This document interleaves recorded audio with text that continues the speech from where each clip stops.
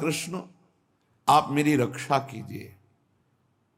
सुविषम कृते रक्षतम रक्षतम च, क्या रक्षा हो जाएगी? मेरी बुद्धि का दर्शन ठीक हो जाए। ये जो बुद्धि निश्चय कराती है ना, बहुत गलत निश्चय कराती, इसमें सुख इसमें सुख इसमें सुख, धिक्कार है। भगवान की कृपा से दिव्य मानव देह प्राप्त करके दिव्य आध्यात्मिक सुख प्राप्त करने की लालसा रखनी चाहिए, ना कि भोग दृष्टि से देखना चाहिए। हे प्रभु मेरी रक्षा करो, मेरी बुद्धि शुद्ध हो, नहीं तो दुर्गति पक्की है, पक्की दुर्गति है।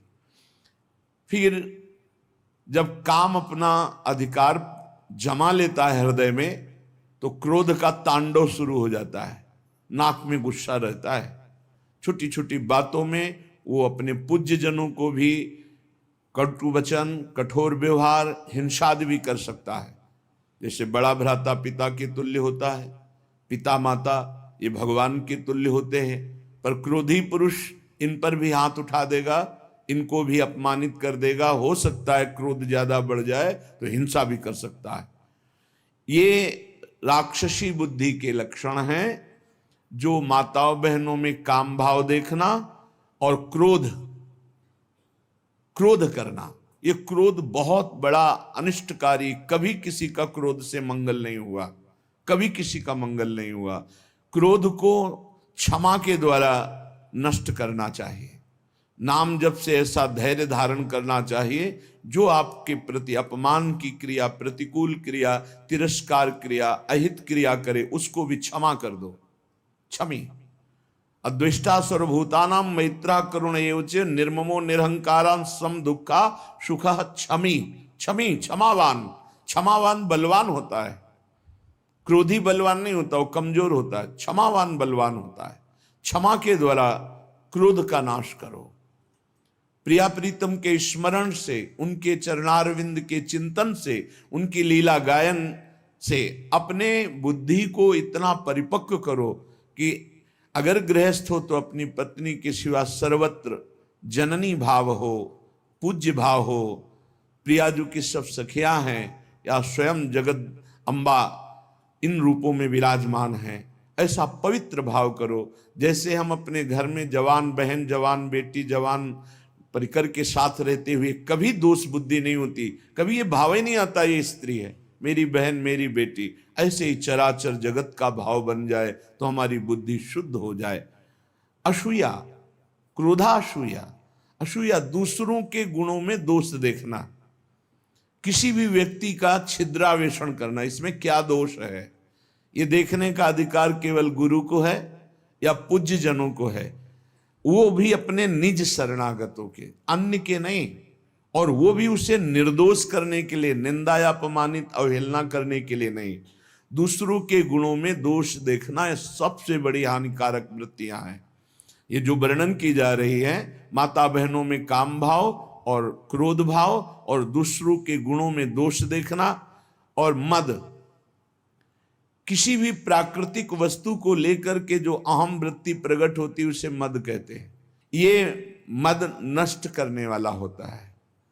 जब मद होता है तो उसे कुछ सुहाई नहीं देता है, क्या करना चाहिए क्या नहीं करना चाहिए ऐसा अहंकारी पुरुष निर्णय नहीं कर सकता, वो तो पवित्र बुद्धि वाला निर्णय करता है। इसलिए अहंकार सर्वथा त्याज्य है, क्योंकि ये समस्त संस्कृति का मूल और दुख ही इससे प्राप्त होता है। जैसे क्रोध से हानि ही होती है, दूसरों के दोष देखने से अपने पुण्य ही नष्ट होते हैं, ऐसे अहंकार करने से नाश ही होता है, पतन ही होता है। और पिशुनता, दूसरे की चुगली करना, ये भगवत मार्ग में बहुत हानिकारक बात है। ये सुना ऐसा ऐसा ऐसा, और बड़े खुशी हो रहे हैं दूसरे की न्यूनता का वर्णन करके, दोषों का वर्णन करके, चुगली वर्णन करना। पिशुनता, दूसरे की बात किसी दूसरे से करना। और दंभ, जो तुम्हारे जीवन में है नहीं उसे दिखावा मत करो। जो हृदय में है, जो वाणी में है, वही आचरण में होना चाहिए। अगर तीनों का मिलान नहीं होता तो उसे दंभ कहते हैं। वाणी से कुछ और, हृदय में कुछ और, आचरण में कुछ और, उसे दंभी पुरुष कहते हैं। जिसका वचन एक, मन एक, आचरण एक, उसे संत कहते हैं, उसे भगवत भाव वाला महाभागवत कहते हैं। लोभा अनृताद्य, लोभ, धन का लोभ, नाना प्रकार के विषयों का लोभ, ये अगर मिटाना है तो नाम जप करना होगा। नाम जपने का जितना लोभ बढ़ाओगे तो ये और सब लोभ हट जाएंगे। लोभ पास जेहि गल न बंधाया, सो नर तुम समान रघुराया। और अनृत है झूठ बोलना।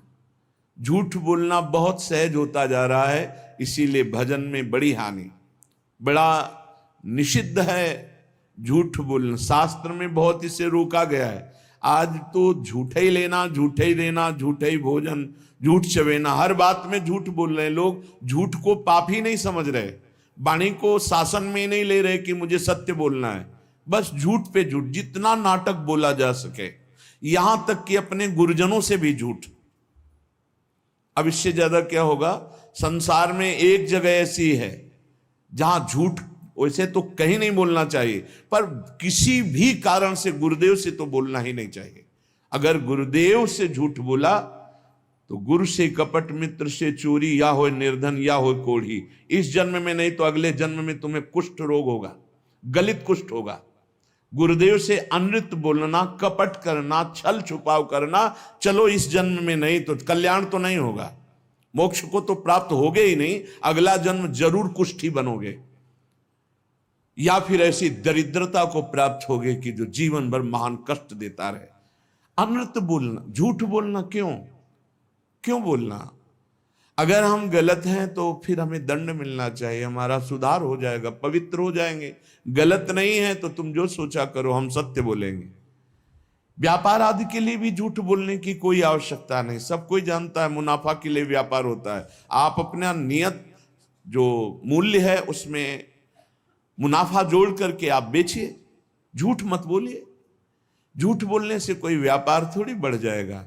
अगर आप झूठ बोल करके पैसा कमा रहे तो परिवार में अशांति, क्लेश, दुख, नाना प्रकार की रोग विपत्तियां घेर लेंगी। सत्य मार्ग पर चलो।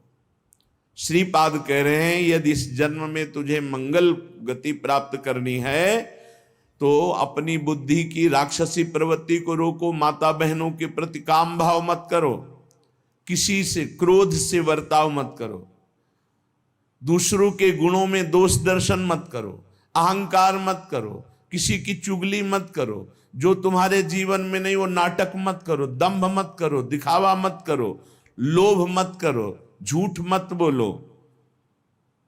क्या होगा इससे? इससे आपके अंदर भगवत भाव जागृत होगा। ये नरक पहुंचाने वाले हैं जितने लक्षण हैं, अभी समझ में नहीं आ रहा है, आ जाएगा समझ में। जिस समय दंड विधान लागू होता है तब लगता है कि कभी कोई जिंदगी में पाप ना करे। जब शरीर पीड़ा से युक्त, मन खिन्न, नाना प्रकार की विपत्तियां घेर लेती हैं, बड़ी अव्यवस्थाएं, तब उस जीव को लगता है मृत्यु हो जाए तो अच्छा। तो क्या होगा? मृत्यु हो जाने पर तुम कोई सुविधा में पहुंच जाओगे क्या? भारी दुख। मृत्यु के बाद कोई सुख? अरे सुख तो इस मनुष्य शरीर में है। इस मनुष्य शरीर से परमात्मानंद प्राप्त कर सकते हो, अखंडानंद प्राप्त कर सकते हो, भगवत प्रेमानंद प्राप्त कर सकते हो। भूल गए विषयानंद में, और जब विपत्ति आई तब मृत्यु को मनाने लगे। एक एक चेष्टा का बड़ा बड़ा कष्ट है। तो जिसने कभी दूसरों को, भूखों को भोजन पवाया है, प्यासे को जल पिलाया है, किसी की भारी दुख में सम्मिलित होकर दुख निवृत्ति की है और भगवान नाम जप, तो ऐसी स्थिति को वो सह पाता है। उस समय भी गंभीर मुद्रा में वो भगवान का स्मरण उस दुख से विक्षिप्त होकर नहीं छोड़ता।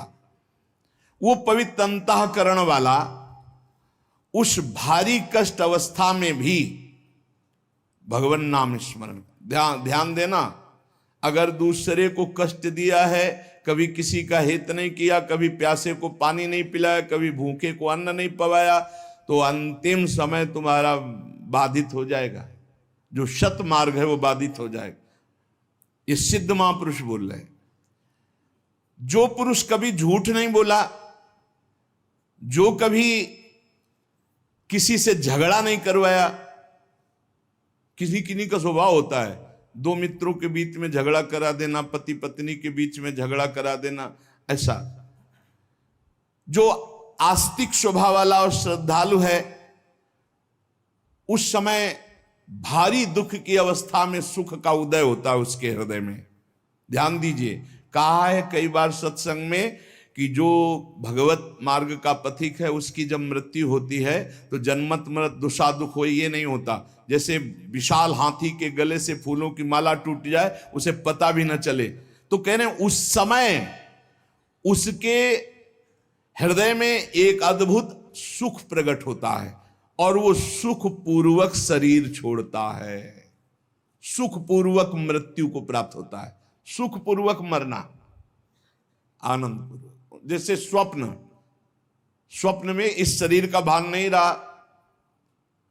रहता, सैया में पड़ा है, ऐसे स्वप्नवत शरीर छूटा और वो जो देवता की, जिस इष्ट की आराधना की, वो वहीं प्राप्त हो जाता है जाकर।